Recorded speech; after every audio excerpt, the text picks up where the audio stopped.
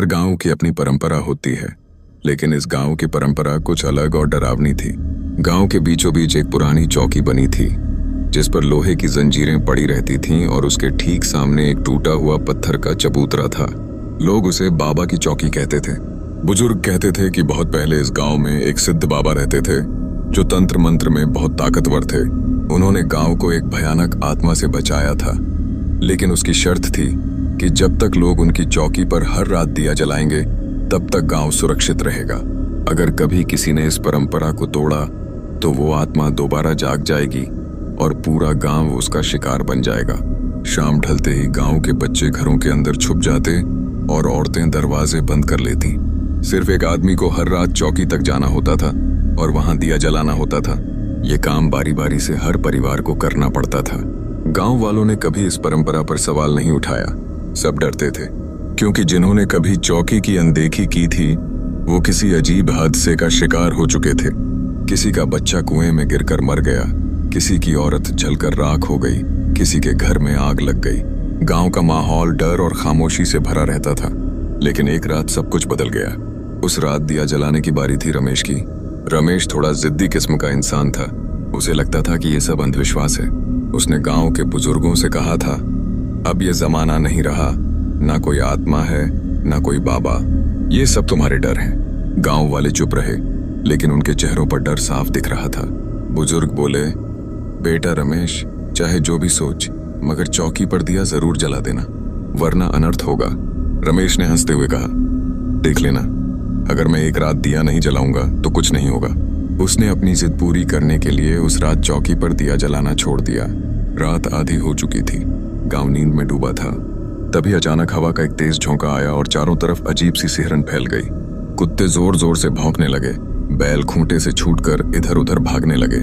ऐसा लग रहा था जैसे पूरा गांव किसी अदृश्य डर से कांप रहा हो। रात के तीसरे पहर अचानक रमेश के घर से चीख सुनाई दी। लोग भागकर पहुंचे तो देखा रमेश का पूरा घर आग में जल रहा है। आग इतनी तेज थी कि पानी डालने पर भी कम नहीं हो रही थी। और सबसे डरावनी बात यह थी कि रमेश खिड़की में खड़ा जलते हुए भी हंस रहा था, जैसे किसी और ताकत ने उसे काबू कर लिया हो। उस रात पूरी बस्ती जलकर राख हो गई। सिर्फ बाबा की चौकी के आसपास का हिस्सा सुरक्षित बचा रहा। गांव वाले सदमे में थे। सबको यकीन हो गया कि बाबा का श्राप अभी भी जिंदा है। उस रात के बाद गांव का माहौल पूरी तरह बदल गया था। दिन में लोग जैसे तैसे अपने खेत खलिहान का काम कर लेते, लेकिन जैसे ही सूरज ढलता, हर किसी के दिल में अजीब सा डर बैठ जाता। गांव की गलियों में अब वो पुरानी रौनक नहीं थी। बच्चे खेलना बंद कर चुके थे, औरतें घरों से बाहर निकलने से डरती थीं और मर्द चौपाल पर बैठकर सिर्फ खामोशी में बातें करते। सब जानते थे कि ये सब रमेश की जिद की वजह से हुआ है। उसने चौकी पर दिया नहीं जलाया और पूरा गांव राख में तब्दील हो गया। अब बचा हुआ हिस्सा भी जैसे किसी खौफनाक ताकत के साए में जी रहा था। गांव का बुजुर्ग दयालु काका बार बार कह रहा था, ये कोई साधारण आग नहीं थी, ये बाबा का श्राप है। अब से चौकी पर 2 दिए जलाने होंगे, वरना ये आत्मा हमें चैन से जीने नहीं देगी। लोग उसकी बात मान गए, लेकिन डर खत्म नहीं हुआ। पहली खौफनाक घटना 3 दिन बाद हुई। उस रात चौकी पर दिया जलाने की बारी थी शंकर की। वह दिल का कमजोर आदमी था, लेकिन मजबूरी थी। बारी आने पर मना नहीं कर सकता था। शाम ढलते ही उसने हाथ में तेल का दिया लिया और कांपते कांपते चौकी की तरफ चला। हवा बहुत तेज चल रही थी। पेड़ों की डालियां आपस में टकरा रही थीं, जैसे कोई अंधेरे में रो रहा हो। शंकर के कदम लड़खड़ा रहे थे, पसीना उसके माथे से टपक रहा था।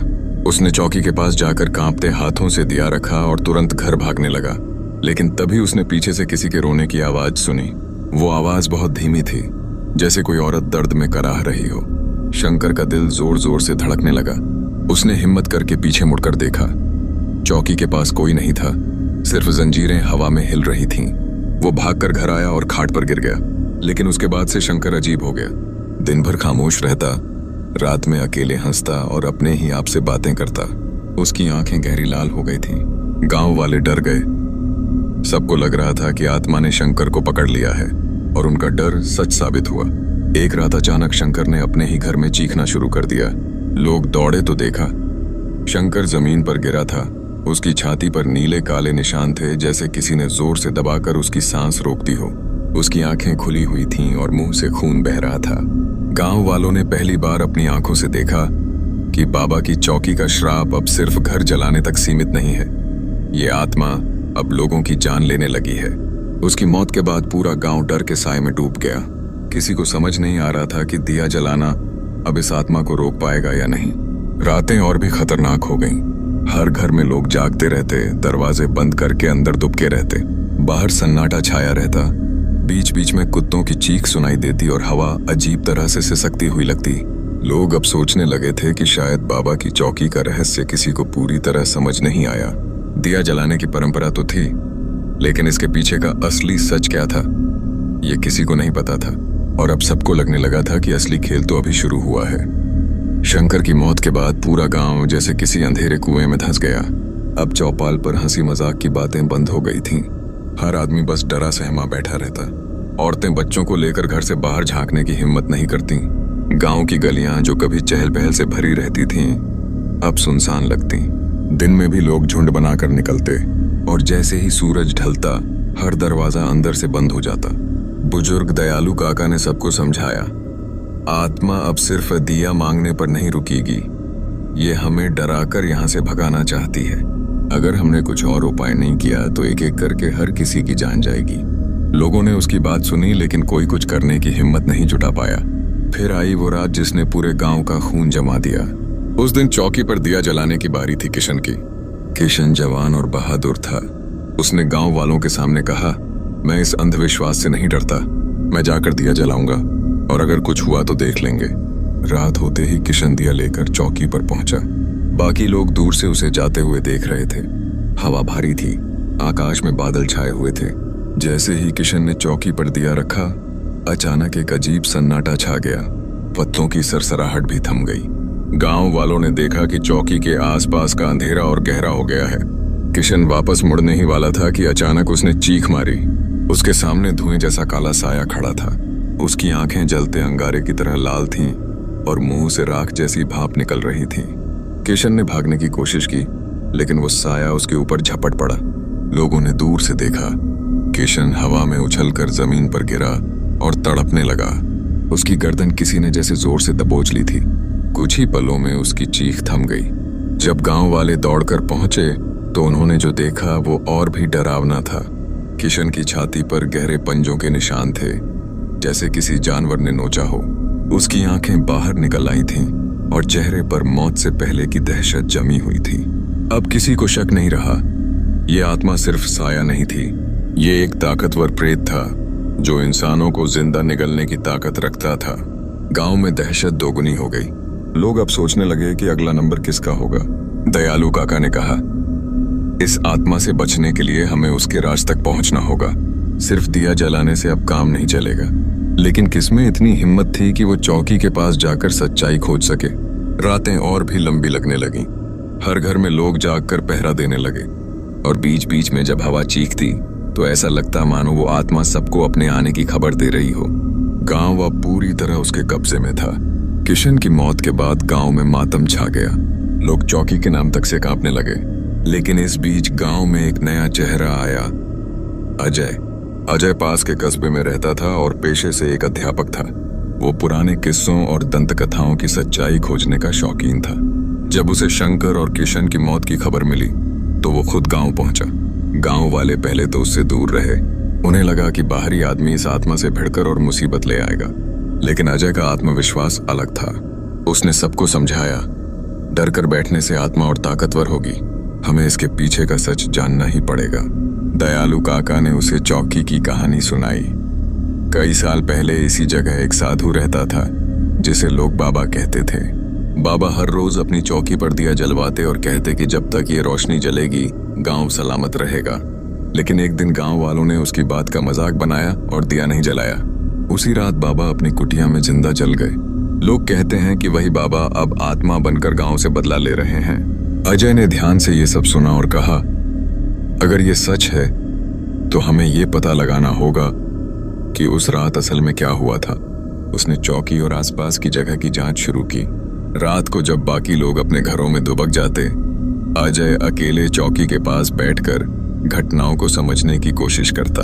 एक रात जब अजय चौकी के पास बैठा था, अचानक हवा का झोंका आया और दिया अपने आप बुझ गया। उसी पल उसके कानों में किसी के कराहने की आवाज आई। वो आवाज सीधी चौकी के नीचे से आ रही थी। अजय ने साहस जुटाकर जमीन खोदनी शुरू की। कुछ ही देर में उसे राख से सनी पुरानी हड्डियां मिली। हड्डियों के पास लोहे की जंजीरें भी थीं, जैसे किसी को बांधकर जलाया गया हो। अजय समझ गया कि बाबा की मौत सिर्फ हादसा नहीं थी, किसी ने उन्हें जानबूझकर जिंदा जलाया था। अचानक पीछे से ठंडी हवा का झोंका आया और अजय ने देखा वही लाल आंखों वाला साया उसके सामने खड़ा है। उसकी आवाज गूंजी, उन्होंने मुझे धोखा दिया, मुझे आग में झोंक दिया और अब मैं हर रात अपना दिया मांगता हूं। जो भी मना करे वो मेरी आग में सड़कर मरेगा। अजय ने हिम्मत जुटाकर कहा, बाबा, अगर आपके साथ अन्याय हुआ है तो हम सच्चाई दुनिया के सामने लाएंगे, लेकिन निर्दोषों की जान लेकर आपका दर्द कम नहीं होगा। साया कुछ पल के लिए शांत हुआ, लेकिन फिर जमीन कांप उठी। चारों तरफ राख उड़ने लगी और हवा में जलने की बदबू फैल गई। अजय समझ गया कि आत्मा इतनी आसानी से शांत नहीं होने वाली।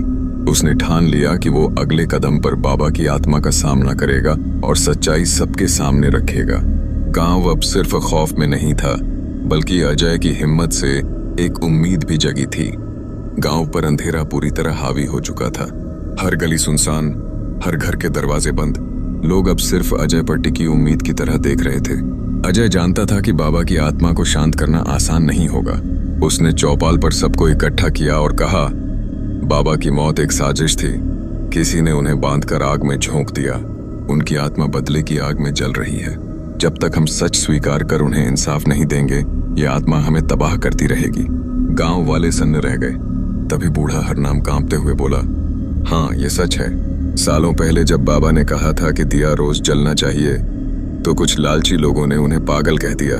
उस रात हम में से कुछ ने मिलकर उन्हें बांध दिया और आग में फेंक दिया। हम सोचते थे कि उनके मरने से ये डरावनी रस्म खत्म हो जाएगी। पूरा गांव चुप हो गया। अजय ने कहा, यही कारण है कि आत्मा हमें जलाकर मारती है।